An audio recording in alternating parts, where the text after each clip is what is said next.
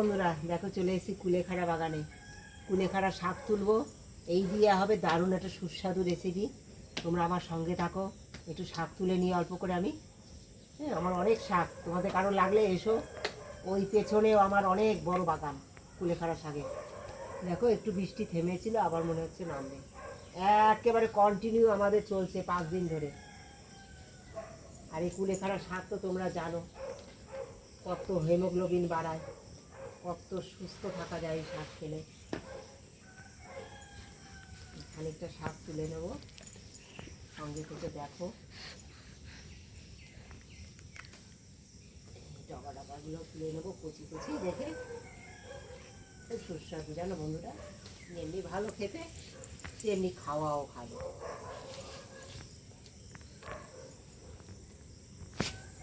আমার বাড়িতে শাক তুলে নিয়েছে, আমার অনেক শাক হয়েছে। আগে জানো এগুলো কিনে কিনেই সবসময় আটি ধরে ধরে কিনে কিনে খেতাম। সেই কেনা শাকগুলো খেতে খেতে খেতে খেতে আমি ডগা এরকম ছোট ছোট এই গোড়াগুলো তুলে তুলে নিয়ে সব এই বাগানে লাগিয়ে দিতাম। হ্যাঁ, লাগাতে লাগাতে আমার সব ওদিকে পেছনেও কত বড় ক্ষেত হয়ে গেছে কুলেখাড়া, পুরো একদম অনেক কুলেখাড়া শাক, পেছনেও অনেক শাক হয়। ওখানটা ট্যাঙ্কির জল পড়ে প্রচুর শাক হয়ে যায়। আর ওই যে আমার ওস্তাদি মিমি মিমি করছে, ঠিক আছে তো?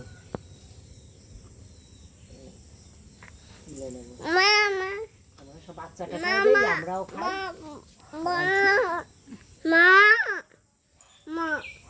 হয়ে যাবে। আমি তোমাদের দেখালাম যে আমি শাক তুলে নিয়েছি, দেখা একদম টাটকা তাজা শাক আমার বাগানে। এইবার দেখো শাক তো বাছি আমরা সকলে না, কিন্তু শাক বাছার মধ্যেও দেখবে বর্ষাকালে একটু কখনো কখনো পোকা যদি বাই চান্স থেকে যায়, আমরা দেখি খুব ভালো করে সকলেই আশা করি, কিন্তু যদি বাই চান্স ওর ডিম বা পোকা একটুখানি বীজ থেকে যায়, হ্যাঁ, তাহলে আমরা কি করব, জল নেব, এরকম গামলায় জল নেবো আর এরকম হলুদ দিয়ে দেবো। হ্যাঁ, হলুদটা দিয়ে সুন্দর ঘাটিয়ে নেবো।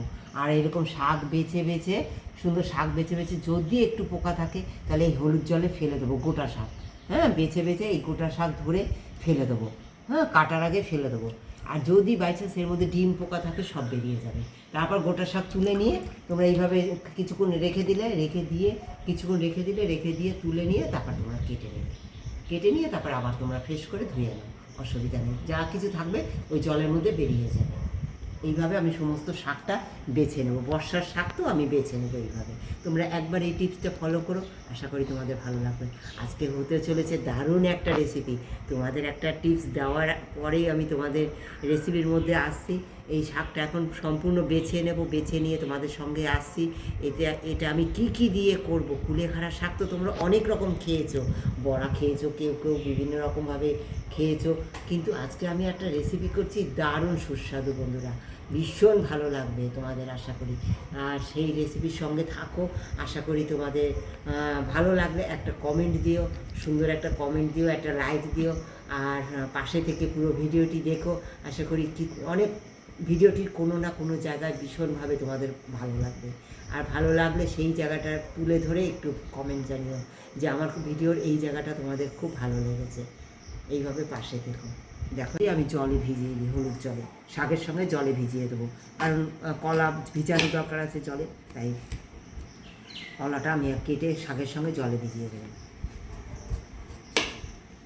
সমস্ত সবজি এই যে কেটে নিয়েছি, দেখো সমস্ত সবজি কেটে নিয়েছি। আর নিয়েছি এই যে শাকও কেটে নিয়েছি, ধুয়ে নিয়েছি। এবার দেখো তেল গরম করে নিয়েছি, তেলের মধ্যে দিয়ে দেবো প্রথমে একটা গোটা শুকনো লঙ্কা, লঙ্কাটা চিড়ে নিয়েছি। হ্যাঁ, দিয়ে দেবো একটু পাঁচফোড়ন। হ্যাঁ, পাঁচফোড়ন দিয়ে দিলাম। পাঁচফোড়নটা বেশি পোড়ানো যাবে না। হ্যাঁ, পাঁচফোড়নটা সামান্য একটুখানি গরম হলেই দিয়ে দিতে হবে কুচানো পেঁয়াজ, একটা বড় গোটা পেঁয়াজ নিয়েছি। পাঁচফোড়ন অবশ্যই বেশি পোড়াবে না বন্ধুরা। হ্যাঁ, এই পেঁয়াজের সঙ্গে যেটুখানি পুড়বে তাতেই স্বাদ হবে খুব সুন্দর। সুন্দর পেঁয়াজ কুচি দিয়ে দিলাম।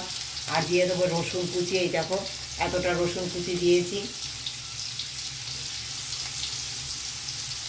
একটা লঙ্কা চেরা দিয়ে দিচ্ছি বন্ধুরা।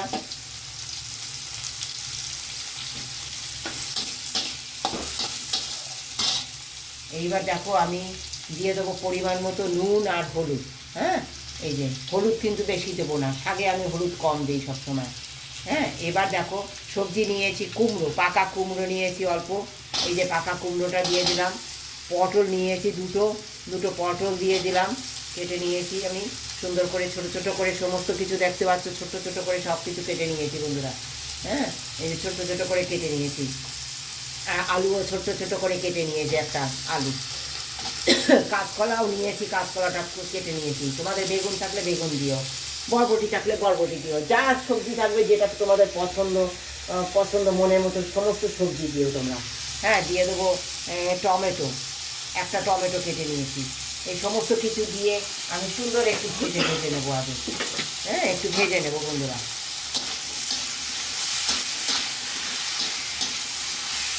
তোমরা সঙ্গে থাকো, এরপরেও আর একটা কি জিনিস, ভালো জিনিস দেবো, তোমরা আমার সঙ্গে থেকে দেখো।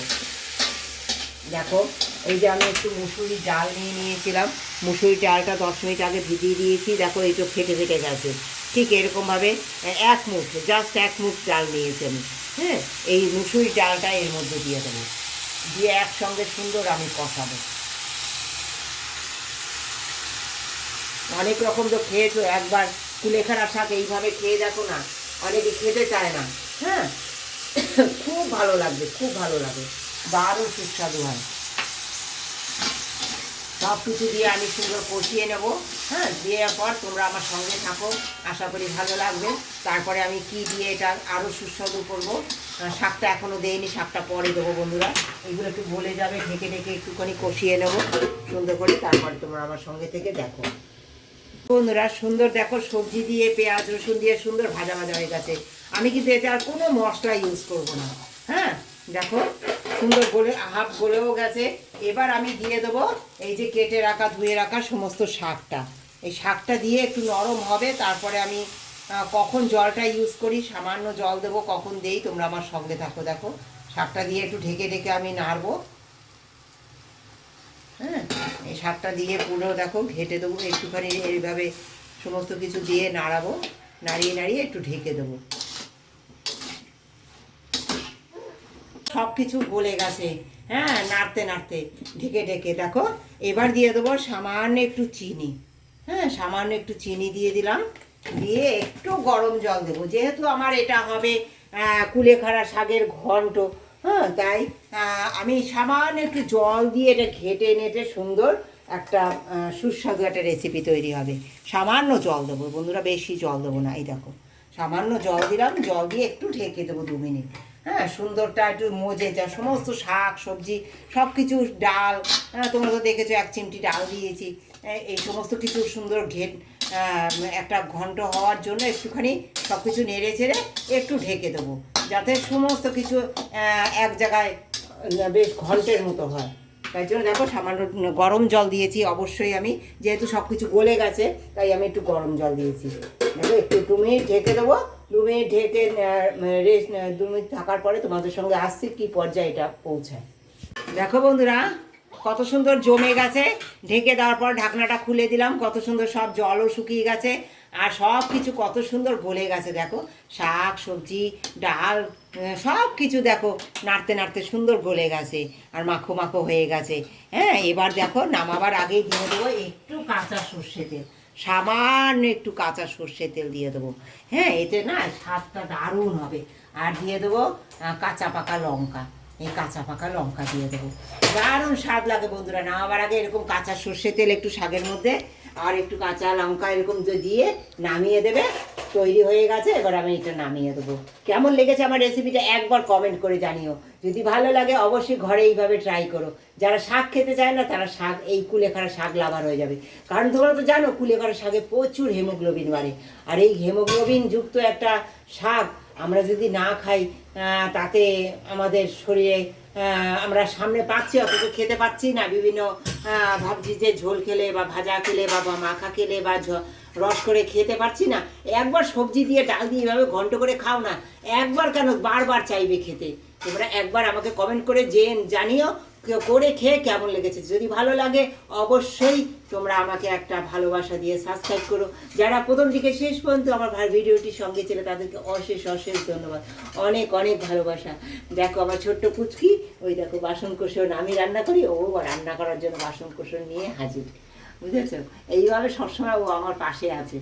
তোমরাও এইভাবে হচ্ছে আমার ছোট্ট সোনার মতো তোমরা আমার পাশে থেকো, ভালোবাসা দিয়ে। যারা এখনো পর্যন্ত একটা সাবস্ক্রাইব দেওনি একটা সাবস্ক্রাইব করে দিও, লাইক দিও।